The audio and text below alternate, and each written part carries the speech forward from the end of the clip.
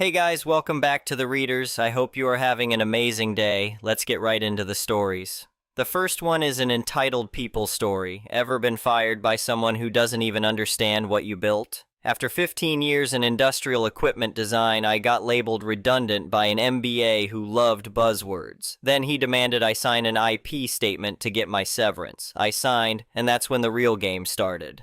Because what if the license they thought they owned never transferred? I've been in industrial equipment design for over 15 years. The last 8 of those were spent at a mid-sized manufacturing company that specialized in high-performance cooling systems for industrial applications. I wasn't just another engineer on the team. I was one of the people who helped build the product line that eventually became their biggest revenue generator. This is the story of how a new boss called me useless, fired me, and then discovered that their best-selling products quite literally couldn't be manufactured without my permission. When I started at the company, we were a scrappy operation trying to compete with much larger players in the industrial cooling market. Our products were solid but unremarkable. We had decent sales, mostly to regional clients who appreciated our customer service more than any technical advantages we offered. The founder, Richard, was an old-school engineer who believed in taking care of his people. The culture was collaborative. If you had an idea, people listened. If you put in the work, you got recognized for it. About 6 years into my time there, I started working on a problem that had been bothering me for a while. Our cooling units worked fine for most applications, but they struggled with the heat concentration issues that came up in high-density industrial settings. The standard approach was to just make the heat sinks bigger or add more fans, but that made the units bulky and expensive. I kept thinking there had to be a better way to channel the heat away from the source more efficiently. I worked on this problem mostly at home, in my garage workshop. Not because I was trying to hide anything from the company, but because it was a personal challenge I was obsessed with solving. My wife worked as a paralegal and had seen enough contract disputes to be cautious. She'd occasionally ask if I was working on company time or using company resources, and I'd remind her that this was all on my own time with materials I'd purchased myself. One night while trying to fall asleep, I was thinking about natural heat dispersal patterns, how trees distribute nutrients through branching networks, how river deltas form and spread water across wider areas, how fractal patterns appear throughout nature for maximum efficiency. I grabbed my notebook from the nightstand and started sketching branching patterns by the light of my phone, trying to figure out if a similar approach could work for channeling heat away from concentrated sources. The breakthrough came when I realized that if you arrange the heat dispersal channels in a specific branching pattern, mimicking how dendrites grow, you could move heat away from a concentrated source much more efficiently than traditional parallel channel designs. The trick was in the angle and spacing of the branches. Get it right, and you could achieve the same cooling performance with a unit that was 30% smaller and used significantly less energy. I spent the next 3 months refining the design. I built prototypes in my garage using metal I bought from a local supplier and tools from my own collection. When I finally had something that consistently outperformed conventional designs, I knew I had something valuable. Here's where my wife's caution paid off. Before I showed anything to the company, we consulted with a patent attorney she knew through her law office. He asked detailed questions about how I'd developed the design, where I'd done the work, and what resources I'd used. After reviewing everything, he confirmed what my wife had suspected. When I initially came up with the design, I did it on my own time, at home, using my own resources. According to employment law in our area, that meant the intellectual property rights weren't automatically the company's. They belonged to me. The attorney advised me to file for a patent before discussing the design with anyone at work, so that's what I did. We filed the provisional patent application, which would give me a filing date and patent pending status while the full patent was being processed. Only after that paperwork was in motion did I approach Richard about the design. I was nervous about the conversation. I didn't want him to think I'd been deliberately hiding something or trying to take advantage of the company. But Richard was pragmatic about it. When I explained that I'd developed the design on my own time and had filed for a patent, he actually seemed impressed rather than upset. We worked out an arrangement that felt fair to both sides. Instead of transferring full ownership of the patent to the company, I would license the patent rights to them exclusively. In exchange, I would receive a royalty of 0.5% of the wholesale price on products using the design. Given the production volume at the time, this worked out to a few $100s per quarter. Nothing that would break the bank for the company, but a nice acknowledgement of the value I'd created. The paperwork was signed and we finalized the licensing agreement while the full patent application continued through the approval process. The product launched 6 months later while the patent was still pending. The patent was eventually granted about 2 years after filing, but the licensing agreement had been in place from the beginning based on the pending patent application. The product launched with my heat dispersal system at its core, and it was an immediate success. The performance improvements were significant enough that customers noticed right away. The units were smaller, more efficient, and more reliable than anything our competitors were offering. Within a year, it became our best-selling product line. Within 2 years, we'd expanded the design into 4 different product categories. My royalty checks grew from a few $100s per quarter to a few thousand. Nothing life-changing, but enough to feel like meaningful recognition. More importantly, I felt valued at work. Richard made sure everyone knew I'd been instrumental in developing our flagship technology. I got promoted to senior product designer, received healthy raises, and had significant input into the company's technical direction. Those were good years. The company grew, we hired more people, we expanded into new markets. My design became the foundation for nearly everything we sold in the cooling systems division. Then the company was sold. It happened gradually. Richard was getting older and started talking about retirement. He didn't have family interested in taking over the business, and running a manufacturing company in an increasingly competitive market was exhausting. A larger corporation that owned several industrial equipment manufacturers approached him about an acquisition. After months of negotiations, the deal went through. At first, things didn't change much. The new parent company mostly left us alone. We kept operating under our same brand name with our same leadership team. Richard stayed on for a transition period, then retired with what I hoped was a well-deserved payout. About 18 months after the acquisition, things started shifting. The parent company wanted to optimize operations across all their subsidiaries. They brought in new management, supposedly people with experience in operational efficiency and strategic restructuring. One of these new managers was assigned to our facility as the new head of operations. I'll call him New Boss. New Boss was probably in his early 40s, had an MBA from a school he mentioned frequently, and came from a background in corporate consulting rather than manufacturing or engineering. He spent his first few weeks touring the facility, sitting in on meetings and asking questions that made it clear he didn't really understand what we did or how we did it. He loved buzzwords. Everything was about synergies and streamlining processes and eliminating redundancies. He talked constantly about how the company had been too comfortable for too long and needed to embrace a culture of continuous improvement and aggressive innovation. The older employees, the ones who'd been there since the Richard days, were skeptical. We'd built something successful through careful engineering and good customer relationships. New Boss seemed to think we'd succeeded despite ourselves and that his corporate methodology would unlock some hidden potential.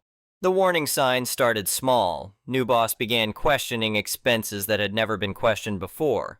Why did we need to send engineers to client sites for installations? Couldn't we just send cheaper technicians? Why were we using these particular suppliers when he'd found alternatives that were 8% less expensive? Never mind that those suppliers had proven reliability over years, or that the cheaper alternatives might have quality control issues. Then came the restructuring announcement. New Boss called an all-hands meeting and presented his vision for the new and improved organization. Several departments were being consolidated, some roles were being realigned, and yes, there would be some position eliminations, but this was all necessary for the company's long-term health. I wasn't particularly worried at first. I was a senior product designer. My work was directly tied to our most successful products. My contributions were well documented. I should have been worried. About a week after the restructuring announcement, I was called into a meeting with New Boss and someone from HR. The HR person looked uncomfortable the moment I walked in. New Boss did not. He got straight to it. He said that as part of the restructuring, they were eliminating several positions in the product design department. My position was one of them. He said that while I'd been with the company a long time, my actual contributions were minimal. He claimed that I mostly coasted on work other people did, and that my resistance to change made me a poor fit for where the company was heading. Then he said the words I'll never forget, that I was essentially useless to the organization and that my position was being eliminated. I was stunned. I started to argue, to point out the products I'd developed, the patents with my name on them, the measurable impact I'd had on the company's revenue. New Boss cut me off. He said those products had been team efforts and that the company owned all the intellectual property. My individual contributions in his assessment had been overstated. The meeting ended quickly after that. I was given my termination paperwork and told my last day would be in 2 weeks. The HR person who processed my termination paperwork seemed deeply uncomfortable. She'd been with the company almost as long as I had and knew exactly what I'd contributed. As we went through everything, new boss came back in to check on the process. He handed me a standard exit document that listed all company property I needed to return and all company-related work I needed to hand over. At the bottom was a section about intellectual property that stated, "Employee confirms that all inventions, designs, and patents created during employment are property of the company." New boss stood there with his arms crossed and said I needed to sign it before I could receive my severance package. I read it carefully. The HR person looked worried, like she wanted to say something but couldn't. I asked if this was new language. New boss said they were tightening up IP policies across all acquired companies. He wanted everything documented properly. He seemed impatient, like this was a formality he needed me to complete so he could move on to more important things. I signed it without argument. New boss looked satisfied, like he'd won something. He took the document, barely glanced at my signature, and left the office. The HR person finished processing my paperwork in silence. She walked me through the severance terms, which were the legal minimum the company had to provide. I had 2 weeks. What new boss didn't realize as he walked away with that signed document was that it said, "Created during employment." My heat dispersal design was created at home on my own time before I'd ever disclosed it to the company. That was precisely why I'd been able to patent it in my own name in the first place. By accepting my signature on this document without questioning whether I actually had any company IP to declare, he was essentially documenting that I had complied with their IP policy. More importantly, he'd just made himself look incompetent for not even knowing what patents his own products depended on. But I didn't say any of that. I just took my copy of the paperwork and went home. That night, my wife found me sitting at the kitchen table staring at the termination paperwork. She asked what I was thinking about. I told her about the meeting, about being called useless, about the IP declaration I'd signed. She was quiet for a moment, then asked a question that would change everything. Did they properly transfer your licensing agreement when the company was sold? I didn't know. The acquisition had been handled at corporate levels far above my involvement. I'd assumed all the legal details had been properly sorted out. But as my wife pointed out, assumptions weren't the same as verification.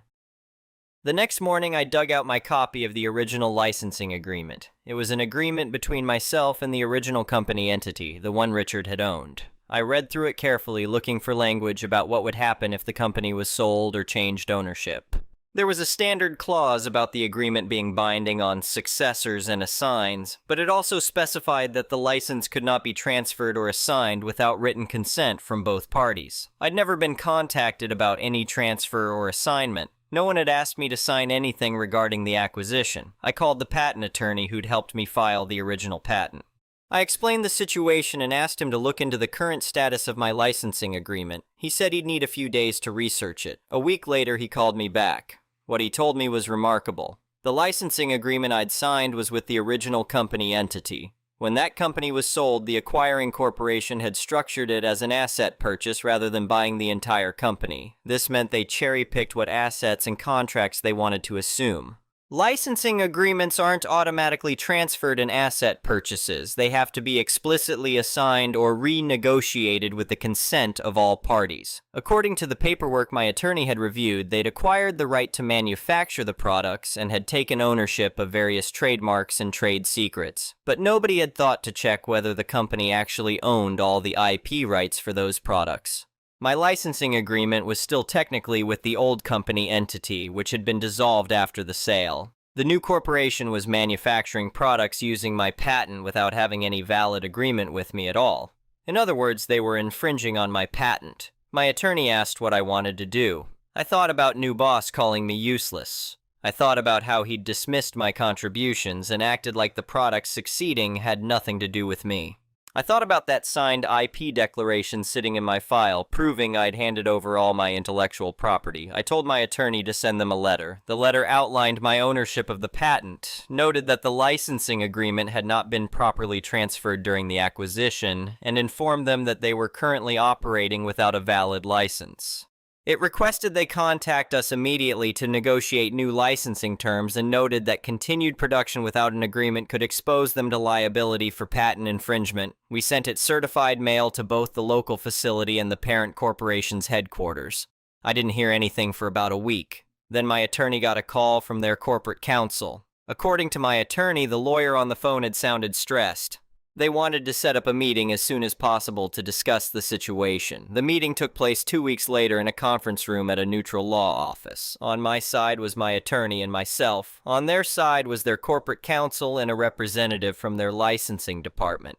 I was surprised that new boss wasn't there initially, but later found out he'd been on the call that scheduled the meeting. About 15 minutes into our discussion, he showed up late, clearly agitated. The corporate counsel looked annoyed at his arrival. His presence made it clear they understood this wasn't just a minor licensing issue. This was about the mess he'd created by firing me without doing basic due diligence. Their counsel started by suggesting this was all a misunderstanding. They claimed that the acquisition should have included all necessary IP rights and that surely we could work something out that resembled the original agreement. My attorney responded that there was no misunderstanding. The original licensing agreement had very specific terms about transfer and assignment. Those terms had not been followed. Their client had been manufacturing products using my patented design without authorization. We were willing to negotiate a new license, but it would need to reflect current market realities. New boss spoke up for the first time. He said I was being unreasonable, that I'd developed the design while working for the company and that any IP naturally belonged to them. My attorney pulled out the documentation showing the patent filing date, the dates and locations of the development work, and the original licensing agreement that their predecessor company had signed, explicitly acknowledging my ownership. Then, almost as an aside, my attorney mentioned the IP declaration I'd signed during my termination. He noted that it confirmed I'd complied with company policy regarding IP created during employment. Since the heat dispersal design had been created before my employment disclosure and was already under a licensing agreement, it wasn't covered by that declaration. The declaration, if anything, documented that I'd properly separated personal IP from company IP. New boss's face went red. The corporate counsel shot him a look that could have melted steel. We laid out our proposed terms. Given the current production volume and the central importance of my patent to their product line, I wanted a new licensing agreement with a royalty rate of 2% of wholesale price. I also wanted back payment for the period since the acquisition when they'd been manufacturing without a valid license, calculated at the new rate.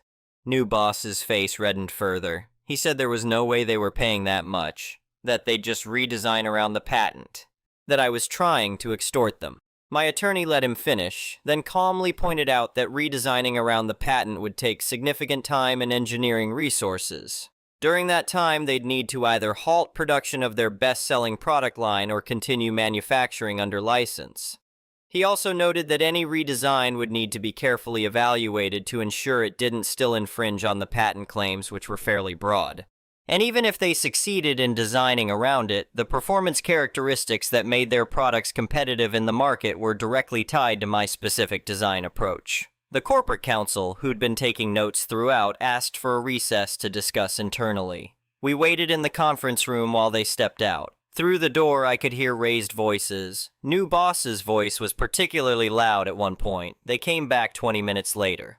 The corporate counsel did the talking. New boss looked like he wanted to be anywhere else. They agreed in principle to the licensing terms, but wanted to negotiate the back payment amount and the specific royalty calculation methodology. Over the next month, our attorneys went back and forth on details. The final agreement ended up at 1.8% of wholesale price, which was still more than triple my original rate. The back payment was calculated at the new rate for the 18 months since the acquisition, which came out to a substantial six-figure sum. They paid it in a lump sum as part of the new licensing agreement. But the professional consequences were almost as satisfying as the financial ones. About a month after we finalized the new license, I heard through former colleagues still at the company that new boss had been reassigned to a different role at the parent corporation. Not fired, but definitely demoted. Apparently, his failure to verify IP ownership before terminating a key employee had not gone over well with the executive team. They eventually figured out what I already knew. Every one of their best-selling products used my patented heat dispersal system. Redesigning around it wasn't just expensive and time-consuming, it might not even be possible without significantly compromising performance.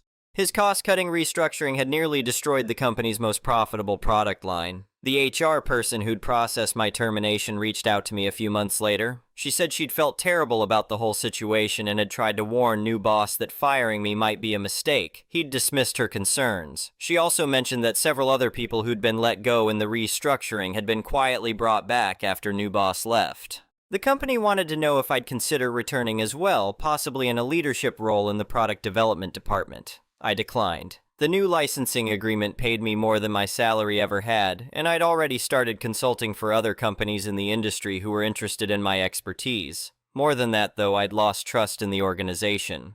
They'd shown me that decades of contributions could be dismissed the moment someone with an MBA and no institutional knowledge decided I wasn't valuable. My wife helped me frame the patent certificate, and it hangs in my home office now. Sometimes when I'm working on a new design problem for a client, I look up at it and remember the night I sat sketching branching patterns by phone light, too obsessed with an idea to sleep.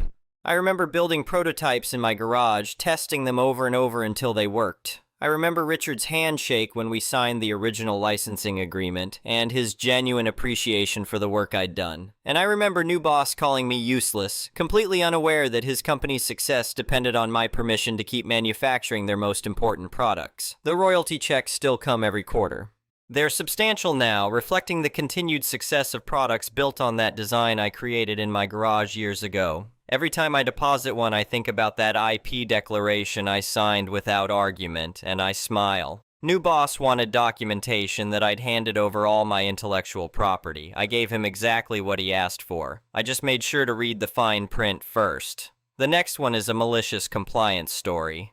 In every university in my country, and probably most other countries, there are mandatory subjects everyone has to take regardless of their major. My friends and I are mass communication majors for reference. About 2 weeks before the semester started, we registered for classes and were allowed to choose which faculty section of the mandatory subject we wanted. Since the syllabus was identical across faculties, we picked the management faculty's Monday 6 to 8 p.m. class instead of the mass comm faculty's Friday 8 to 10 a.m. class because it fit our schedules better. I work part-time on weekends and whenever else I can squeeze any shifts in, so the Friday morning slot was rough since I had a 2-hour travel time to head back home before work. And this wasn't my first rodeo either. I'd been in mandatory classes that were in a different faculty section 2 or 3 times over the past 2 years that I've been in university with no issues. Then, in week 4 of the semester, our lecturer, Mrs. N, suddenly emailed my friends and I saying she'd just found out that we supposedly weren't allowed to be in her class and had to switch back to our own faculty's section. Confused, we went on a full wild goose chase between 2 different departments. First the division handling mandatory subjects, then the mass comm faculty admin. When we finally met the admin officer, she was super rude and condescending. She even called us selfish, kept interrupting us, refused to explain anything properly, and just kept repeating, you can't, you just can't. When we asked her anything, she'd also ask us questions like, why would you choose another faculty's class? But every time I tried to answer, she'd cut me off mid-sentence. At that point, I realized what she was doing. She was just to wear us down until we gave up. Honestly speaking, if she had been polite, I probably would have relented, but she was so unnecessarily rude that I dug my heels in out of pure spite. Eventually, I cut in and calmly said, ma'am, you've asked us several questions without letting us answer, and you haven't answered ours either. We're willing to comply, but we'd like to understand why we're being asked to switch classes in week 4 and whether there's another option since this schedule accommodates us better. That actually made her stop cutting me off. When she regained composure, she snapped, it messes up the end of semester report. You students should manage your schedules better. And I replied, I thought university was supposed to accommodate students from different circumstances. I work part-time, for example. She huffed and switched to this fake sweet tone and said, fine, email your lecturer and see if she agrees to let you stay. But if she says no, you come back here, drop the class, and register for your own faculty's section, okay? Okay. I just smiled, held back how pissed I was with how she was treating me and my friends, and said, okay, thank you. And we all left. So we emailed the lecturer and CC'd the admin. Mrs. N replied saying she had no issue with us staying in the class. The admin, despite literally saying she'd allow it if the lecturer agreed, suddenly responded with a long explanation about why we still shouldn't stay. That's when I pulled my final move. I contacted the lecturer teaching the mass comm section, Ms. Z. Ms. Z and I are close. I helped her a lot over the past 2 semesters since I met her during the middle of my first year, and she's always been really supportive of me. I messaged her personally to let her know I might be joining her Friday class, and she was immediately confused because she thought I was staying in the management class section. So I explained everything to her, and she was absolutely appalled and told me that apparently the system auto-collects grades across all divisions regardless of the student's majors, so it doesn't affect the report in any way. The admin was basically lying, and apparently the only reason why she wanted me and my friends to switch classes was due to a few students from Ms. Z's class who requested to switch to Mrs. N's class because Ms. Z's class was too early for them, but they requested after the 3rd week, which wasn't allowed anyway. Then she told me that as the lecturer, she had to approve any new students registering for her class, and because of what happened and how it happened, she promised that she wouldn't approve my transfer. No approval, no class switch. To make it even better, she doubled down and personally told the admin that she didn't want additional students in her class and to let us stay in our current class since it was reaching the 5th week and nearing the deadline for our first assignment, so we had a very valid reason to stay. The next one is an entitled people story. I worked at an outpatient oncology treatment facility years ago as a nurse. This was an area with a Spanish-speaking population. We had 2 interpreters on staff who were certified for medical interpretation.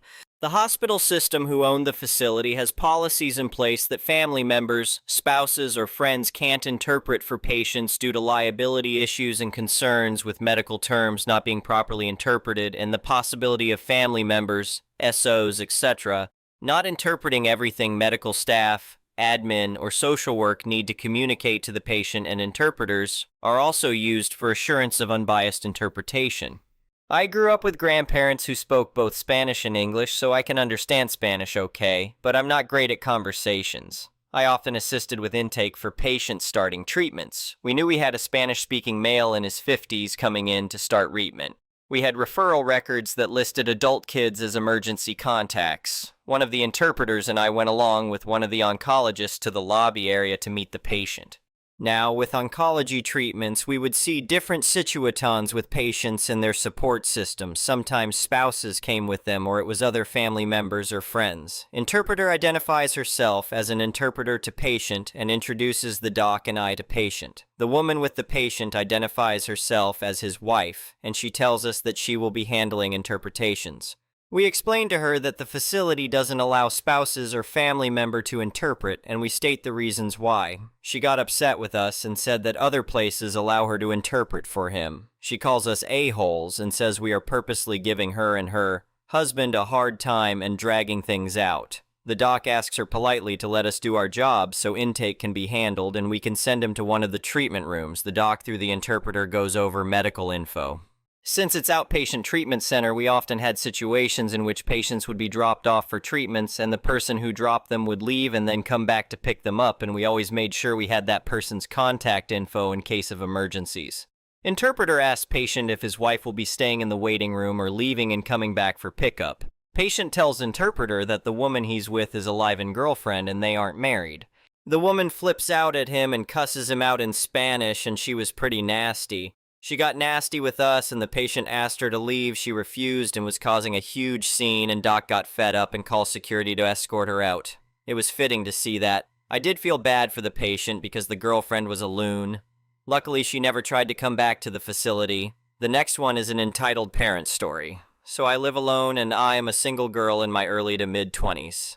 I decided to let my parents have my location because I really don't have anything to hide. However, my parents and I have a history to say the least. My dad was physically, verbally, and emotionally abusive to me and my mom for my whole childhood. She refused to leave him because she was so against divorce, but he would treat her like garbage every day. He would talk down to her like she was nothing, break her phone, scream at her, call her horrible names. I would beg her to leave him every time he would do this to her and to us. Well, on top of this, he violated my privacy many times growing up. There were times he made me cuddle with him. He would walk in on me changing until I turned 16 and starting bawling my eyes out because he wouldn't stop walking in. He'd even do things like slap my butt, and he made comments about my boobs to my ex-boyfriend, apparently. Well, first off, the reason why I still have a relationship with him is because when I confided in my mom about having PTSD at 16 years old, she blamed it on me because I didn't forgive my dad for what he did. So I always felt like I needed to forgive him, or else it's still gonna cause me pain.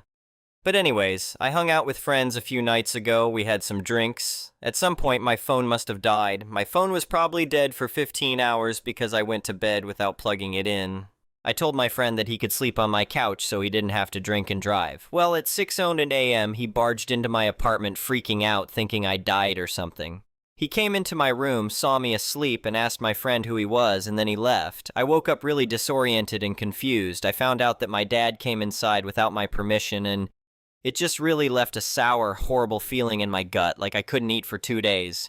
I could just feel my stomach digest itself, but I just felt so much anxiety and I just felt so depressed. So I tried to confide in my mom while also setting a boundary. I really tried to watch my tone going into the situation because I know how she can be, but I basically told her that my dad going into my apartment while I'm asleep made me feel really uncomfortable. I told her that I am an adult, and while it is irresponsible to let my phone die, I am capable of looking after myself as I pay all my own bills besides for my car insurance. She told me I was condescending and that I was talking down to her like she was stupid and less than me. I told her that my tone was just the same as my normal tone, and she said that I think I'm so smart or something like that. She immediately started raising her voice and telling me how I was a dramatic and that they were just worried about me, and it's not a big deal. She talked to me like a coworker she hates. And I went into it being mindful of my tone. I just tried to make things clear that what he did crossed a line for me. I'm her only kid. I tried to have a heart-to-heart with her, and she basically just devalued everything I had to say and minimized it. I told her that I was being nice by giving them my location, and because he had crossed a line that I would be deciding to remove the location app from my phone. Then she threatened to stop paying my car insurance if I did that, so I told her that she was weaponizing the one thing they still help me with. She talked to me so disrespectfully. She completely threw herself away for the sake of not getting a divorce. She was a different person when I was a kid, so now I feel sick to my stomach. I know what I have to do, but I tried so hard to give them trust. The one little bit of power they still had, she is willing to threaten me with that in a conversation where I wasn't even being angry or mean. She completely gave up on being any sort of mom to me, it feels like. I want to go to college, but now I don't feel like I can call them for support or to encourage my dreams. I've been in so much pain, so now I don't want to be hurt again. Because each time they hurt me, it reopens the old wounds. As much as I've tried to be open and forgive, it seems like they can't give me any ounce of grace. I don't feel loved by them. I think my value to them is dependent on their control. I never want to let them hurt me again. I will likely just have to wean away. If you're reading this, thank you for taking the time to be here. I feel really alone. I don't know what to do. I don't have siblings. I know it will be okay. At least I hope it will be. I just don't know. I want to cut them off, but I feel so guilty. But after everything they've done to me, they can't even show me some love and compassion right now that I'm an adult. Anyway, thank you for watching.